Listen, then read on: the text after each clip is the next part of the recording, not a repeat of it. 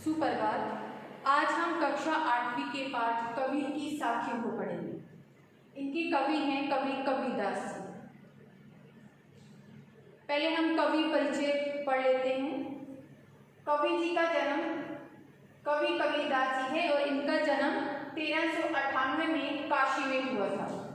भाषा ज्ञान, इन्हें बहुत सारी भाषाओं का ज्ञान था। अवधी, राजस्थानी, भोजपुरी, पंजाबी, और इनकी भाषा को पंचमेल खिचड़ी भी कहा जाता था।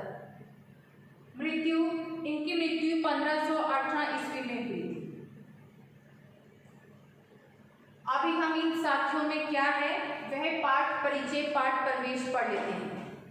प्रस्तुत पाठ में कवि कबीर जी की साखियों का संकलन है। साखी शब्द का अर्थ है साक्षी, अर्थात प्रत्यक्ष रूप से जो हमारे सामने है। कबीर जी ने जो कुछ भी प्रत्यक्ष रूप से देखा वही लिखा, और कबीर के कथनों का इतना गहरा प्रभाव है कि इनके कथनों पर अमल करने वाला व्यक्ति कभी पथ से नहीं भटक सकता। कबीर जी ने जो भी अपने सामने होते हुए देखा वही अपनी साखियों में उन्होंने लिखा, वही अपने दोहों में उन्होंने लिखकर हमारे सामने पेश किया, ताकि हम भी अपने जीवन में सफलता पाएं। आपकी पहली साखी है, जाति न पूछो साथ की, पूछ लीजिए ज्ञान, मोल करो तलवार का, पड़ा रहने दो म्यान। इसमें जाति हो गया जात, पूछो हो गया पूछना, साध हो गया साधु संत, ज्ञान हो गया ज्ञान गुण, मोल हो गया मूल्य, तलवार का अर्थ है तलवार, म्यान हो गया जिसमें हम तलवार को रखते हैं। इस साखी में कबीरदास जी ने कहा है कि जाति न पूछो साथ की, पूछ लीजिए ज्ञान। हमें किसी भी साधु से उसकी जाति को नहीं पूछना चाहिए, बल्कि उसके ज्ञान को अर्जित करना चाहिए, बल्कि उसके अमूल्य ज्ञान को देखना चाहिए कि वो कितना ज्ञानवान है। उसके ज्ञान को हमें ग्रहण करना चाहिए। मोल करो तलवार का, पड़ा रहने दो म्यान। जिस प्रकार हम बाजार में तलवार लेने जाते हैं तो हम तलवार का मोल देखते हैं। हम देखते हैं कि तलवार की धार कैसी है, तलवार कैसी है, बल्कि उसकी म्यान को नहीं देखते। हम उसकी म्यान को देखकर तलवार नहीं खरीदते, बल्कि तलवार की खूबियां देखकर हम तलवार का मोल करते हैं। उसी प्रकार से हमें किसी भी साधु से उसकी जाति को नहीं पूछना चाहिए कि आप किस जाति के हो, बल्कि उसके ज्ञान को ग्रहण करना चाहिए, ताकि हम भी अपने आप को एक अच्छा इंसान बना सकें। और इसी साखियों पर आधारित कुछ प्रश्न हैं। साधु की जाति क्यों नहीं पूछनी चाहिए? हमें साधु संतों की जाति इसलिए नहीं पूछनी चाहिए क्योंकि हमें उनकी जाति से कोई मतलब नहीं, वो किसी भी जाति का हो, बल्कि हमें उनके ज्ञान को पूछना चाहिए। उनके ज्ञान को ग्रहण करके हमें भी एक अच्छा इंसान बनना चाहिए। म्यान किस काम आता है? म्यान जो है वो तलवार के रखने के काम आती है। इस दोहे से कबीर का वास्तविक संदेश क्या है? इस दोहे में और इस दोहे के द्वारा कबीरदास जी ने कहा है कि हमें किसी भी साधु संत से उसकी जाति नहीं पूछनी चाहिए। अगर कोई ज्ञानी वाणी है, अगर कोई बहुत ज़्यादा ज्ञान रखता है, तो हमें उसके अमूल्य ज्ञान को ग्रहण करना चाहिए, ना कि उसकी जाति पूछकर कि तुम किस जात के हो तभी हमें तुमसे ज्ञान ग्रहण करना है। हमें ऐसा नहीं करना चाहिए।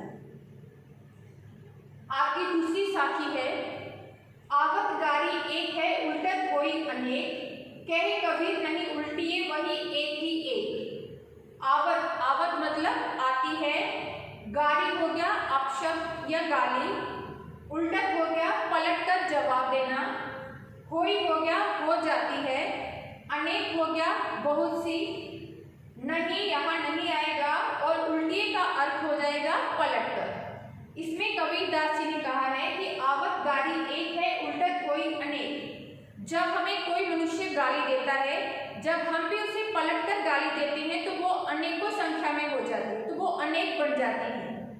कहे कबीर नहीं उल्टिए वही एक ही अब एक। उसमें कबीरदास ने कहा है कि हमें जब कोई मनुष्य गाली दे तो हमें उसका पलट कर जवाब नहीं देना चाहिए, क्योंकि अगर हम पलट कर जवाब नहीं देंगे, अगर हम मौन रहेंगे तो वो गाली एक ही रहेगी, वो गालियों की संख्या संख्या नहीं बढ़ेगी। इसलिए हमें जब कोई मनुष्य गाली देता है तो उसको पलटकर जवाब नहीं देना चाहिए ताकि गालियों की संख्या नहीं बढ़ जाए। इस साखी पर आधारित कुछ प्रश्न हैं। पहला है, एक से अनेक गालियां कब हो जाती हैं? एक से अनेक गालियां तब हो जाती हैं जब हम सामने वाले गाली देने वाले को जब हम पलटकर गाली देते हैं तो वो गालियों की संख्या एक से अनेक हो जाती है। आपका दूसरा प्रश्न है, गाली की संख्या एक कैसे रह सकती है?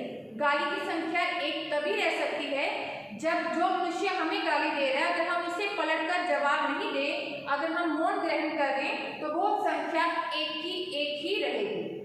आपका तीसरा प्रश्न है, कभी किसी को भी अपशब्द क्यों नहीं कहने चाहिए? हमें कभी भी किसी को अपशब्द नहीं कहने चाहिए। इसके 3 कारण हैं। एक तो सुनने वाला, जो जब हम किसी दूसरे को अपशब्द कहेंगे तो उसका दिल दुखेगा, वो दुखी हो जाएगा। और दूसरा कारण है कि अगर हम अपने मुंह से अपशब्द कहेंगे तो हमारे व्यक्तित्व पर गलत असर पड़ेगा इसका, तो वो हम भी गलत साबित होंगे। सुनने वाला जब देखने वाले सोचेंगे ये किस तरह का इंसान है जो ऐसी गालियां देता है, जो ऐसे अपशब्द कहता है। इसलिए हमें कभी किसी को भी अपशब्द नहीं बोलने चाहिए, हमेशा हमें मीठी वाणी का ही प्रयोग करना चाहिए। आपका चौथा प्रश्न है, इस साखी के द्वारा कवि हमें क्या संदेश देना चाहते हैं और क्यों? इस साखी के द्वारा कवि हमें यही संदेश देना चाहते हैं कि अगर कोई भी हमें गाली दे तो हमें मौन रहना चाहिए, अपनी व्यक्तित्व के हिसाब से हमें रहना चाहिए। हमें मौन रहकर वो दूसरा व्यक्ति शर्मिंदा हो जाता है कि मैंने इसको गाली दी, और इस तरह से गालियों की संख्या भी नहीं बढ़ेगी और हमारा व्यक्तित्व भी अच्छा बना रहेगा। इसलिए हमें हमेशा मौन रहना चाहिए, कभी भी किसी को गाली नहीं देनी चाहिए, कभी किसी के प्रति अपशब्द नहीं इस्तेमाल करने चाहिए।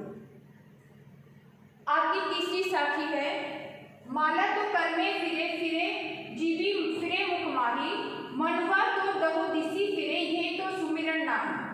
माला हो गई मनकों की माला, जिस मनकों के जरिए हम राम नाम का जप करते हैं मनकों को गिनकर। कर हो गया हाथ, फिरे हो गया चलती है, जीवी हो गया जीव, मुख हो गया मुंह, माही हो गया में, मनवा हो गया मन या हृदय, दहो दिशी हो गया दसों दिशाओं में, सुमिरन हो गया ईश्वर को याद करना, नाही हो गया नहीं। इसमें कबीरदास जी ने कहा है कि माला तो कर में फिरे, कि लोगों के हाथ में कर में हाथ में माला फिरती रहती है, जीवी फिरे मुख माही, जब हम भगवान का नाम का जप करते हैं हाथ में माला लेकर तो हाथ में माला फिरती रहती है, और जीव जो है वो निरंतर राम नाम का भगवान का जप करती रहती है।